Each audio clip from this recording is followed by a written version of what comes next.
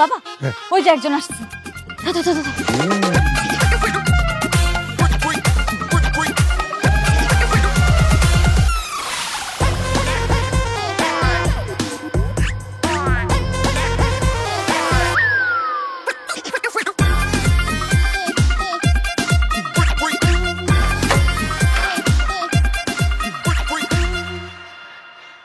ভাই তুমি কি রাগ করলা? না, কিন্তু আপনারা এভাবে পানি মারলেন কেন?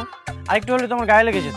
ওই চিৎকার করে ডাকতে পারতাম, কিন্তু চারিদিকে এত শব্দ যে চিৎকার করে ডাকলে কেউ শুনতে পাবে না। আমাদের একটু হেল্প দরকার। চলো না ভাই, চলো। আসো আসো আসো ভাই, আসো আসো আসো, আসো। শোনো ভাই, শোনো ওই আমরা কিন্তু আবারও সরি, তুমি কিছু মনে করো না। ঠিক আছে, সমস্যা নেই।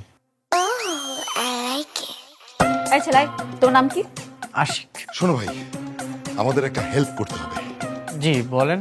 এই রুহি, বল ভাইকে ভালো করে বুঝিয়ে বল কি কি লাগবে। আহা বাবা, বুঝলাম না তুমি ওকে কেন ভাই ভাই ডাকছো। তুমি তো দেখেই বুঝতে পারছো আমার বয়সী, আর ওর যদি গার্লফ্রেন্ড থাকে সেটাও আমার বয়সী হবে, তাই না? ওহো হ্যাঁ, তাই তো। তোমার কি গার্লফ্রেন্ড আছে? জি না। কি এই যুগের ছেলে আর তোমার গার্লফ্রেন্ড নাই? তুমি থাকো কিভাবে? না মানে আরে চিল, মজা করছিলাম। আচ্ছা শোনো, কাজের কথায় আসি। তুমি কি দেয়ালে পেরেক ঠুকতে পারো? হ্যাঁ পারি। বাহ গুড, তাহলে তো কাজ হয়ে গেল। আসলে হয়েছে কি, আমার বাবা হাতে ব্যথা পেয়েছে, সেই জন্যই আমাদের একজন লোক দরকার ছিল।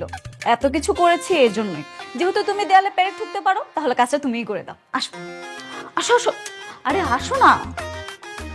আরে কি হলো, আসো আসো আসো।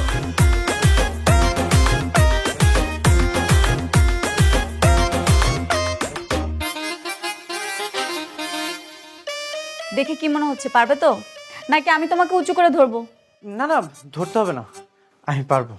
আরে ভয় পাওয়ার কিছু নেই, আমাকে বলো, আমি তোমাকে শক্ত করে তুলে ধরছি। সমস্যা নেই। আচ্ছা তুমি না হয় একটা কাজ করো, তুমি আমাকে এইভাবে জড়িয়ে ধরে শক্ত করে উঁচু করে তুলে ধরো, আমি পেরেকটা বসিয়ে দিই। এই তুমি যদি আবার হাতে ব্যথা পাও, না দরকার নেই, তুমি এটাই করো। হ্যাঁ আপনাকে জড়িয়ে ধরতে হবে না, আমি এখানে দাঁড়িয়ে পেরেক মারতে পারবো। বাবা, এত লজ্জা! সামান্য একটু জড়িয়ে ধরতে বলাতে এত লজ্জা পাচ্ছ? ও হ্যাঁ, মনে পড়েছে, তোমার তো আবার গার্লফ্রেন্ড নেই। গার্লফ্রেন্ড থাকলে আর এমন হতো না, তাই না? জানি না,